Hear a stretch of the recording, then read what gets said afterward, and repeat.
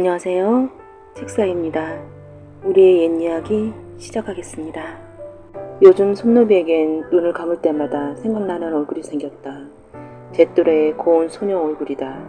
그 얼굴은 손노미가 밥을 먹을 때나 잠자리에 들 때 혹은 일손을 멈추고 잠시 쉬고 있을 때 시도 때도 없이 손노미의 머릿속에 파고들었다.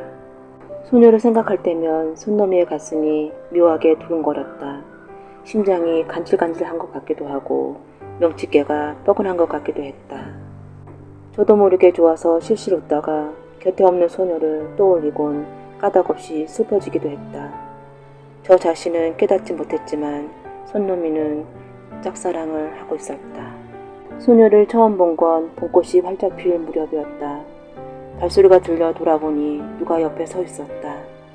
꽃향기에 푹 빠져 있느라 손노미는 제 곁에 다가오는 것도 눈치채지 못했다. 고개를 돌려보니 한 소녀가 자신을 물끄러미 쳐다보고 있었다. 저도 몰래 소리가 나올 만큼 어여쁜 소녀였다. 나이는 손노미보다 한두 살 많은 16, 17 정도일까? 반듯한 이마 아래 그린 것처럼 가지런한 눈썹이 다소곳하게 자리 잡고 있었다. 소녀를 본 순간 손노미는 심장이 쿵 내려앉는 것 같았다. 그렇게 아름다운 소녀는 이제껏 만난 적이 없었다. 얼마 전 길에서 봤던 기생도 곱긴 했지만 소녀에겐 손노미의 마음을 끌어당기는 특별한 무언가가 있었다. 모란꽃처럼 화려했던 기생과 달리 그녀는 목련꽃처럼 소박하고 은은한 매력으로 손노미의 가슴을 뒤흔들었다. 안녕? 손노미가 더듬거리며 먼저 말을 걸었다. 소녀는 대답하지 않았다. 이 근처에 사니? 소녀가 고개를 가우뚱했다. 뭐라 답해야 할지 몰라 난감한 듯했다. 소녀는 여전히 말이 없었다. 손노미는 속이 바짝바짝 타기 시작했다. 너 목련 좋아해? 난 좋아해. 그런데 목련 보려고 여기까지 온 건 아니야. 물건을 돌려드려 봤어. 주막에 자주 오시는 선비나리 댁인데. 어색한 분위기를 바꾸려 하다 보니 입에서 두서없는 말이 쏟아졌다. 이 바보야, 그만해. 쟤는 그런데 관심도 없잖아. 손노미는 바보 같은 말을 줄줄 늘어놓고 있는 자신을 멈춰보려 했다. 얘야. 등 뒤에서 누가 부르는 소리가 들렸다. 돌아보니 연암나리 댁에 있는 눌수레한 하녀였다. 하녀는 달려왔는지 숨을 헐떡거리고 있었다. 아이고, 간신히 따라잡았네. 무슨 일이세요? 손노미가 헉헉 숨을 돌리고 있는 하녀에게 물었다. 하녀가 손노미에게 작은 꾸러미를 건넸다. 이것도 못하고 보낸 게 마음에 걸려서 계피떡인데 가져가 먹으렴. 손노미가 꾸러미를 받아들고 감사하다고 하자 하녀는 별것도 아닌데 하면서 손사래를 쳤다. 하녀를 배웅하고 나서 손노미가 소녀에게로 고개를 돌렸다. 잘됐다. 너도 이거 먹을래? 소녀는 이미 사라지고 없었다. 왔을 때처럼 갑작스럽게. 소녀가 사라진 자리엔 목련꽃 향기만 은은하게 감돌고 있었다. 또 만날 수 있을까? 허탈해진 손노미는 한참 동안 목련꽃 아래 우두커니 서 있었다. 이름이라도 물어볼걸. 후회스러웠지만 이미 늦었다. 손노미의 짝사랑은 그렇게 느닷없이 시작되었다. 목련꽃을 담은 소녀와 두 번째로 만난 건 폭우가 쏟아진 날이었다. 하늘의 구멍에 뚫려 땅에 물벼락이 내리기라도 하듯이 굵은 장대비가 퍼부었다. 어머니의 심부름으로 근처의 매상컵을 받으러 갔던 손노미는 갑자기 쏟아진 비에 어쩔 줄 몰랐다. 어딘가에서 비를 피해야겠다고 생각하고 주변을 두리번걸 때였다. 저만치서 한 소녀가 서 있는 게 보였다. 소녀는 손노미를 향해 손짓을 하고 있었다. 이리 오라는 듯이 망설일 새도 없이 손노미는 그쪽으로 불이 나게 뛰어갔다. 소녀가 서 있는 곳은 창고 문 앞이었다. 안에는 아무도 없었다. 여기는 어떻게 알았어? 나루터 근처에 사는 손노미도 이런 곳이 있는 줄 몰랐다. 그런데 종로에서 본 소녀가 여기를 어떻게 알았을까? 이 근처에 살아? 소녀가 보일락말락 고개를 까딱였다. 줄곧 이렇게 가까운 곳에 있었구나. 싶어 손놈이는 묘하게 가슴이 설레었다. 그때는 왜 아무 말도 안 하고 가버린 거야? 찾았는데. 소녀가 묵묵히 고개를 숙였다. 아니, 탓하는 건 아니고. 소녀의 얼굴이 시무룩해진 것 같아 손놈이가 서둘러 덧붙였다. 소녀가 까만 눈을 들어 물끄러미 손놈이를 바라봤다. 비를 맞은 데다 습기가 찬 데 있어 그런지 몸이 으슬으슬 떨렸다. 그러고 보니 비에 흠뻑 젖은 옷이 등짝에 찰싹 달라붙고 얼굴에선 빗물이 뚝뚝 떨어지고 있었다. 소녀는 깜짝 놀란 표정을 짓더니 치맛자락을 들어올려 손놈이 얼굴을 조심스럽게 닦았다. 계속 창고 안에 있었었는지 소녀는 비를 맞은 흔적이 없었다. 옷도 말끔했다. 소녀의 손길이 얼굴에 닿자 손놈이는 다시 가슴이 두근거렸다. 이름이 뭐야? 손놈이가 불쑥 물었다. 난 손놈이야. 선한 사람이 되라고 부모님이 지어주셨어. 소녀는 다시 고개만 까딱일 뿐 묵묵부답이었다. 혹시... 손놈이가 소녀를 찬찬히 뜯어봤다. 사는 곳을 물을 때도 이름을 물을 때도 소녀는 대답하지 않았다. 말을 못하는구나. 그렇지? 손놈이 말에 소녀가 눈을 크게 떴다. 함께 있는 지 얼마 되지 않았는데 손놈이가 벌써 눈치채는 바람에 놀란 모양이었다.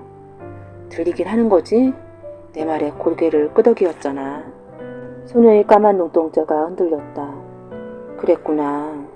저도 모르게 소녀의 상처를 건드린 걸 깨닫고 손놈이는 시무룩해졌다. 둘 사이에 잠시 침묵이 흘렀다. 손놈이가 일부러 명랑한 목소리로 말을 건넸다. 괜찮아. 말은 내가 하면 되니까 나는 15살이야. 너는? 대답이 올 리가 없었다. 아 참, 그랬구나. 내가 맞춰볼게. 17? 소녀가 주저하면서 고개를 까닥였다. 나보다 나이가 많네? 그 말에 소녀가 살포시 웃음을 터뜨렸다. 꽃봉오리가 활짝 필 때처럼 화사한 모습이었다. 소녀가 웃자 손놈이도 기분이 풀려 따라 웃었다. 빗소리가 후두둑 후두둑으로 바뀌더니 이제는 뚝뚝 하고 들렸다. 손놈이가 문을 열고 밖을 내다봤다. 비가 그치나 봐. 손놈이는 밖으로 나갈 채비를 했다. 집이 어디야? 데려다 줄게. 함께 나서려고 고개를 돌렸다. 하지만 소녀의 모습은 보이지 않았다. 손놈이가 서 있는 문을 말고는 따로 나갈 곳이 없는데 소녀는 연기처럼 후련히 사라졌다. 발소리도 내지 않고. 귀신이었어? 갑자기 등 뒤에 소름이 쭉 돋았다. 이제껏 사람이 아닌 존재랑 함께 있었다고 생각하니 손놈이는 등골이 서늘했다. 처음 마음에 품은 여인이 귀신이라는 사실이 믿겨지지 않았다. 손놈이는 머리를 감싸 안은 채 바닥에 털썩 주저앉았다. 땅거미가 내려앉을 즈음 한 남자가 주막을 찾아왔다. 혼자 묵을 수 있는 방이 있소? 남자가 주모 김씨에게 물었다. 이 귀하 있는데 비싸요. 이거면 되겠소? 남자가 앞섬을 열어 엽전꾸러미를 꺼냈다. 남자는 꽤 늦은 시간이 돼서야 장국밥을 주문했다. 손노비라 했던가? 방을 안내해준 남자애한테 상을 들고 오라 하시오. 무슨 일이시오? 계집은 영 귀찮아서. 남자는 대수롭지 않다는 듯 말했다. 내 얘기를 들어주지 않겠니? 손노비도 남자를 물끄러미 마주봤다. 밤은 긴데 말상대가 없어서 적적하구나. 남자가 변명한 듯 덧붙였다. 손노비가 고개를 끄덕이자 남자의 입가에 희미한 미소가 떠올랐다. 한 여인의 얽힌 이야기다. 호흡을 고르고서 남자가 이야기를 시작했다. 남자의 이름은 타네다. 타네는 한양에 있는 어느 지체 높은 양반집의 종이었다. 부모님도 그 집의 종이었다는데 타네는 부모님의 얼굴도 모른다. 졸지에 고아가 된 타네를 받아준 건 그 집 대감마님이었다. 타네를 가엾게 여겨서라거나 마음이 따뜻해서가 아니었다. 양반에게 종은 재산이다. 재산은 많으면 많을수록 좋다. 그런 대감마님의 계획에 따라 탄의 양육을 떠맡은 건 나이 지긋한 요종 화순이었다. 몇 년 전 같이 종살이하던 남편이 병으로 떠나고 홀몸이 된 여자였다. 화순과 남편 사이에는 자식이 없었다. 사실상 방치 상태에 있던 타네를 키운 건 타네보다 2살 위인 분이었다. 분이도 대감집 여종이었다. 분이도 타네를 친동생처럼 예뻐했다. 어린 나이에 역병으로 부모님을 잃고 남의 집에 종살이로 들어온 분이는 자신과 비슷한 처지인 타네를 못내 안쓰럽고 눈에 밟혔다. 세월이 흘러 어느새 두 아이도 아이띠를 벗었다. 타네는 자신들을 줄줄 따라다니던 분이보다 키가 훌쩍 자랐다. 몰라보게 보난 건 분이도 마찬가지였다. 언젠가부터 타네는 분이에 대한 제 감정이 달라진 걸 느꼈다. 여전히 분이는 자신에게 둘도 없는 소중한 존재였지만 그게 이성에 대한 연모라는 걸 깨달은 타네는 깜짝 놀랐다. 누나 머리는 내가 올려줄게. 그 일만 없었더라면 우리는 정말 신랑각시가 됐을지도 몰라. 타네의 말에 손노미는 제정신이 벌쩍 들었다. 두 남녀가 알콩달콩하는 이야기를 아까서부터 넋놓고 듣고 있었는데 타네가 거기에 찬물을 확 끼얹는 것 같았다. 어느 날 밤 습관에 다녀오는 분이의 입을 누군가 뒤에서 틀어막았다. 놀란 분이가 버둥거리다가 도둑이야! 소리를 질렀는데 입을 틀어막은 사람이 낮은 목소리로 속삭였다. 쉿! 조용히 해. 어쩐지 기에 익은 목소리에 눈을 돌려보니 대감마님이었다. 마님. 분이가 화들짝 놀라 더듬거렸다. 대감마님은 다시 쉿 하더니 자신을 따라오라고 손짓했다. 어안이 벙벙해진 분이는 영문도 모르고 마님이 시키는 대로 했다. 도착한 곳은 대감마님의 초소였다. 그곳에서 마님은 분이를 범했다. 눈 깜짝할 사이에 벌어진 일이었다. 놀랍고 두려워서 분이는 내내 몸을 떨었다. 앞으로 달거리가 아니란 4월에 한 번씩 자시에 내 처소로 오거라. 일을 마친 마님은 바닥에 흩어진 옷을 주섬주섬 몸에 깨면서 그렇게 일렀다. 마님, 안 됩니다. 안 되기는 무엇이 안 된단 말이냐. 제발 그것만은 봐주십시오. 감히 내 수청을 들기 싫다는 말이더냐. 그것이 아니오라. 분이는 바닥에 납작 머리를 조아리고 어쩔 줄 몰라 뻘뻘 진땀을 흘렸다. 그 모습을 내려다보던 마님은 분이가 사랑스럽다는 듯 은근슬쩍 목소리를 깔았다. 다시 봐도 참으로 미색이구나.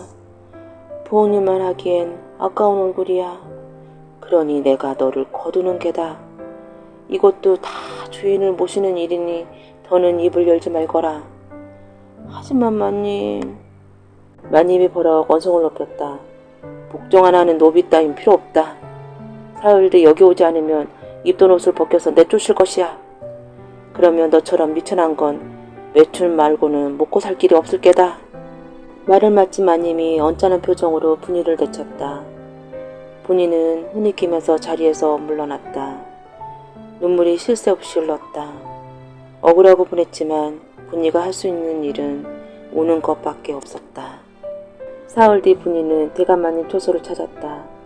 사흘 뒤에도 또 사흘 뒤에도 이가 갈린 만큼 혐오스러웠지만 쫓겨나지 않으려면 그 방법밖에 없었다.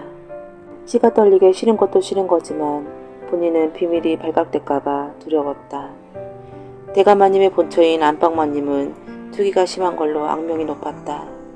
그 등살에 첩들도 배견하지 못하고 제 발로 걸어 나갔다. 입을 꾹 다물고 있는 동안 몇 달이 손살같이 흘렀다. 그 사이 분이 뱃속엔 아기가 들어섰다.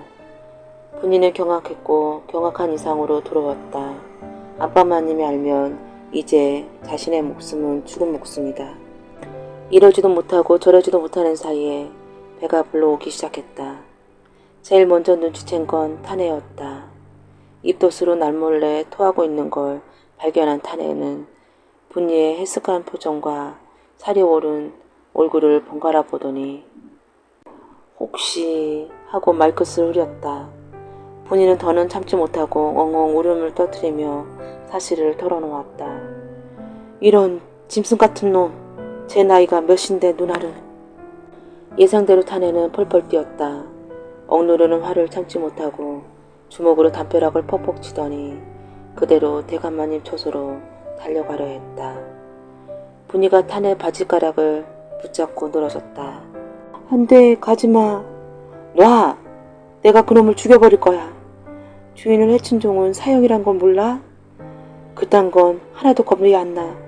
그놈 작살내지 않으면 화가 안 풀릴 거야. 타네가 분이를 부딪히고 씩씩거리며 대감마님 처소로 걸어갔다. 넌 내 생각을 조금도 안 하니? 분이가 타네 등 뒤에서 소리를 쳤다. 내가 죽으면 난 어떻게 살라고. 그 말에 타네가 걸음을 멈췄다. 나 널 좋아한단 말이야. 타네는 선자리에서 그대로 얼어붙은 것 같았다. 한참을 그러고 있더니 분이를 향해 고개를 돌렸다. 날 좋아한다고? 말을 마치기 무섭게 흐느끼던 분이가 끝내 치마폭에 얼굴을 묻고 울기 시작했다. 흐니금은 차츰 오열이 됐다. 눈물을 쏟은 분이의 가늘은 어깨가 바들바들 떨렸다. 안방마님이 아시면 어떻게 할 거야? 모르겠어. 분이가 솔직하게 대답했다. 꼬꾸라하는 둘 사이에 한동안 침묵이 흘렀다. 마침내 타네가 입을 열었다. 내 아이라고 해. 뭐라고? 분이가 화들짝 놀라 타네의 품에서 떨어져 나왔다. 그러면 안방마님도 뭐라고 못하실 거야. 아기 낳으면 같이 키우면 되고. 그래도 괜찮아? 뭐가? 대감마님 아이 낳은 여자랑 살면서 그 아이를 내 아이로 키워도 괜찮냐고. 타네가 일부러 웃었다. 그래도 누나는 누나야. 누나가 낳은 아이도 내 아이나 마찬가지고. 분이의 눈에 다시 눈물이 글썽였다. 지금 분이가 흘린 눈물은 아까 흘린 눈물과 달랐다. 하지만 일은 그들이 원하는 방향대로 흘러가지 않았다. 분이가 대감마님의 아이를 가진 걸 안방마님이 눈치챘기 때문이다. 안방마님은 분노와 질투심으로 이성을 잃어버렸다. 여종을 시켜 부엌에 끓는 물을 가져오라 일렀다. 분이의 얼굴에 끓는 물을 끼얹어 남편의 눈을 멀게 한 미모를 망가뜨릴 생각이었다. 마님, 용서해 주세요, 마님. 안방마님이 끓는 물이 담긴 대야를 들고 다가오자 분이는 아들아들 떨었다. 꿇어앉은 두 손을 비비며 머리를 조아렸다. 그러게 왜 초부터 용서를 빌 짓을 왜 했단 말이냐. 다시는 안 그럴게요, 마님. 제발요. 안방마님은 들은 척도 하지 않았다. 부디 뱃속에 있는 대감마님 아기를 봐서라도. 그 말에 안방마님은 한 가닥 남은 이성의 끝마저 뚝 끊어진 것 같았다. 망설임 없이 분이를 향해 끓는 물을 확 끼얹었다. 아! 분이가 저도 모르게 눈을 지금 감으며 비명을 지른 것과 누군가 자신을 감싸하는 건 거의 동시였다. 타네였다. 타네가 달려와 제 몸으로 꿇어앉은 분이를 감싼 것이다. 등 뒤에 끓는 물을 뒤집어 쓴 타네는 고통이 심한지 바닥에 엎어져 크크거리고 있었다. 그때 어디선가 녹이 둥둥한 목소리가 들렸다.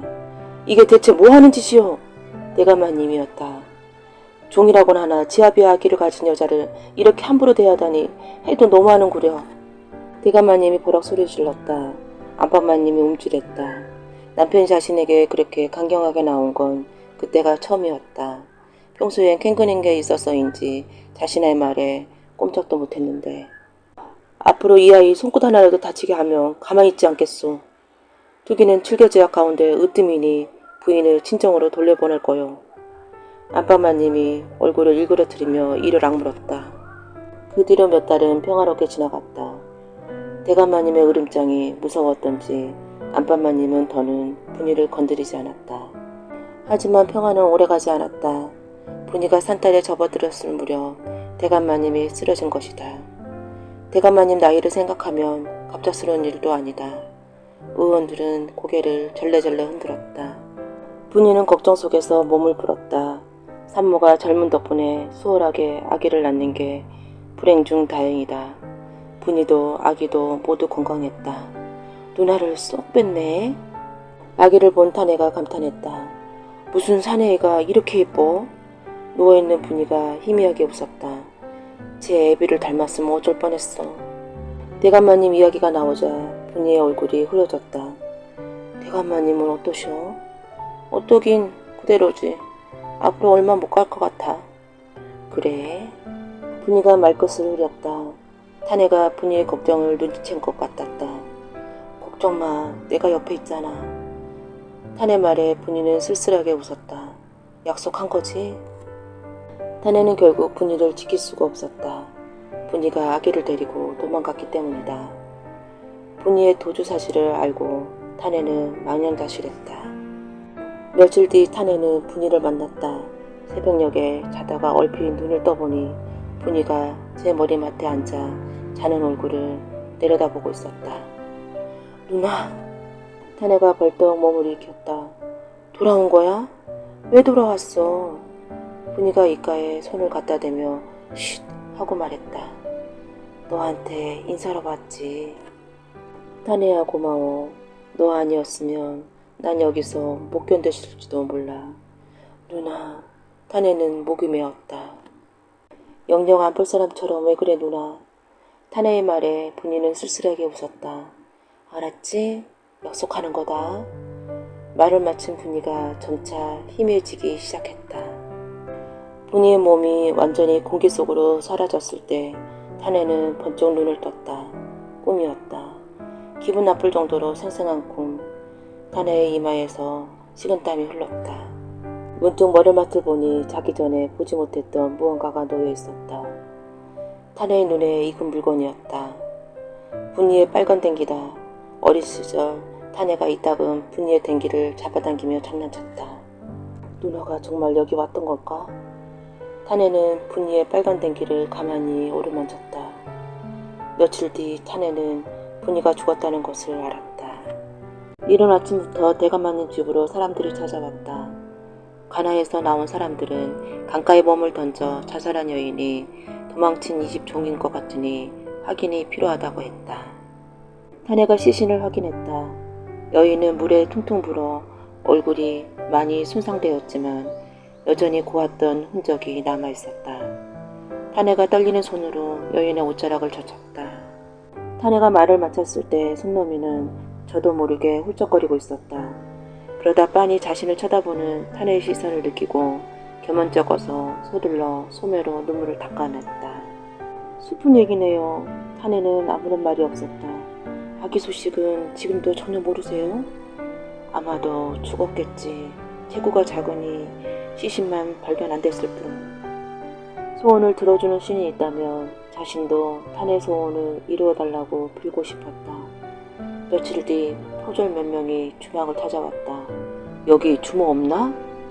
부엌에서 일하던 김씨가 달려나왔다. 무슨 일이세요? 포졸 한 명이 김씨에게 초상화를 내밀었다. 이렇게 생긴 사람 본 적 없소? 곁에 있던 손놈이도 김씨와 함께 초상화를 들여다보았다. 섬세한 이목구비에 날카로운 눈빛, 분명히 타네였다. 이 사람이 무슨 잘못을 저질렀는데요? 김씨는 아직 기억이 날 듯 말 듯한 얼굴이었다. 살쭉의 이론인데 아주 악질이라오. 살쭉해요? 김씨가 목소리를 높였다. 아, 그러고 보니 마침내 생각난다는 듯 입을 열려는 김씨를 손너비가 한 발 앞서 가로막았다. 이런 사람 본 적 없어요. 초상화를 건넨 포졸은 미심쩍은 얼굴이었다. 등 전체에 커다란 화상 자국이 있단다. 정말 본 적이 없니? 없어요. 손놈이가 고개를 흔들었다. 그래, 알았다. 포졸들은 순순히 주막을 떠났다. 그랬었구나. 혼자 남은 손놈이가 속으로 중얼거렸다. 타네가 그동안 어떻게 지냈을지 어렴풋이 짐작이 갔다. 주인을 향한 양반을 향한 뿌리 깊은 증오를 부디 아기를 만날 때까지는 잡히지 마요. 손놈이는 지금쯤 어딘가에 숨어있을 타네에게 조용히 속삭였다. 타네가 댕기를 어루만지며 중얼거렸다. 주막에서 처음 손놈이를 봤을 때 타네는 숨이 멎는 것 같았다. 아이는 분이와 꼭 닮았다. 아이에게 여자 옷을 입히면 분이가 되지 않을까 싶을 정도였다. 하지만 타네는 손놈이에게 모든 걸 다 털어놓지 않았다. 분이의 죽음을 확인한 후 타네는 깊은 절망에 빠졌다. 고통을 잊기 위해 타네는 대감마님 내외를 향한 증오를 키웠다. 타네는 이제 더는 증오를 억누르지 않기로 했다. 며칠 뒤 타네는 한밤중에 살금살금 대감마님 처소로 숨어 들어갔다. 타네는 두 손으로 그의 목을 졸랐다. 그걸로 분이 풀리지 않는 타네는 곧장 식칼을 들고 안방마님 처소를 향했다. 타네의 손에 들린 식칼이 안방마님의 가슴에 꽂혔다. 이건 분이 누나의 목. 타네가 안방마님 옆구리에 마지막 일격을 가했다. 그리고 이건 내 몫이야. 안방마님의 손이 파르르 떨더니 바닥에 툭 떨어졌다. 문득 누군가의 시선을 느끼고 고개를 들었다.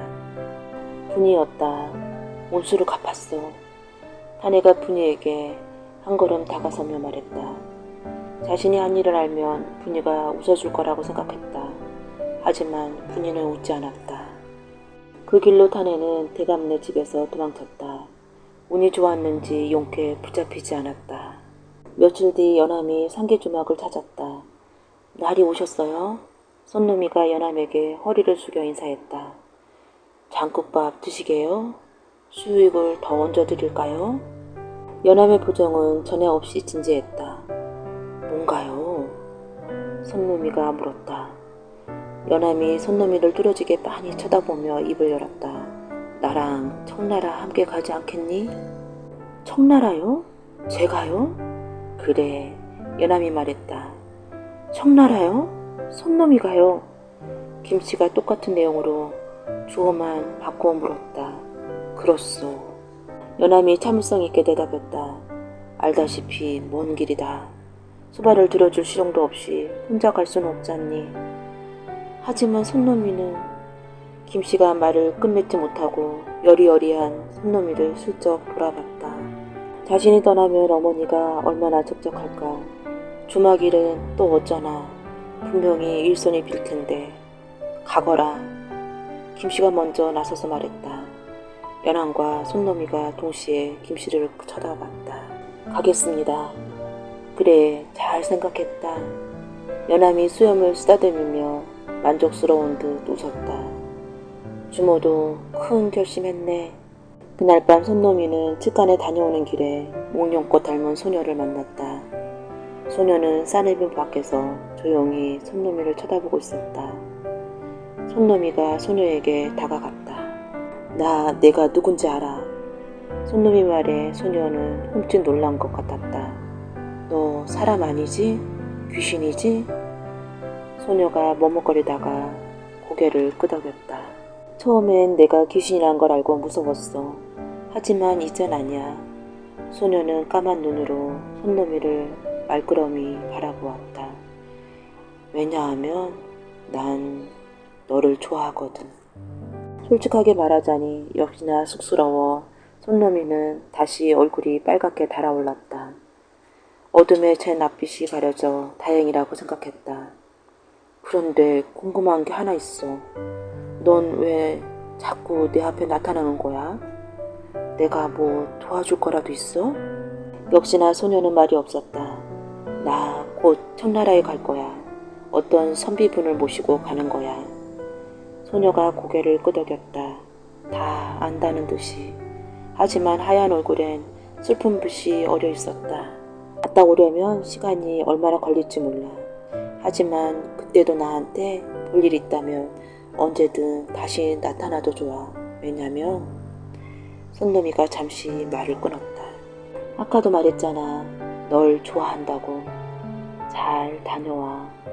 갑자기 소녀가 입을 열었다. 상냥하고 따뜻한 목소리. 어쩐지 예전에 들은 적이 있는 것 같은 그리운 목소리였다. 너 말할 수 있어? 손놈이가 하들짝 놀라 소녀를 바라봤다. 그런데 왜 말 안 한 거야? 깜빡 속았잖아. 소녀가 살포시 웃었다. 꽃이 핀 것처럼 화사한 웃음이었다. 도대체 밖에서 뭘 하고 있는 거니? 김씨가 방문을 열고 손놈이를 향해 소리쳤다. 어머니다. 다음에 보자. 손놈이가 소녀에게 손을 흔들고는 황급히 방으로 뛰어갔다. 등을 돌리고 뛰어가는 손노미를 보며 분이가 속으로 조용히 중얼거렸다. 잘 자랐구나. 강에 뛰어들기 전 주모 김씨에게 맡기고 간 손노미가 이렇게 훤칠한 소년이 됐을 줄이야. 방문을 열어젖히고 아들을 기다리던 김씨가 문득 분이 쪽을 쳐다보았다. 순간 김씨가 눈을 휘둥그레 떴다. 아마도 분이를 알아본 모양이었다. 분이가 김씨에게 허리를 숙여 인사했다. 아들을 잘 키워줘 감사하다는 말을 전하기 위해. 믿기지 않는다는 눈빛으로 분이를 쳐다보던 김씨가 잠시 후 보일랑 말랑 고개를 끄덕였다. 김씨도 분이가 하고픈 말을 이해한 것 같았다.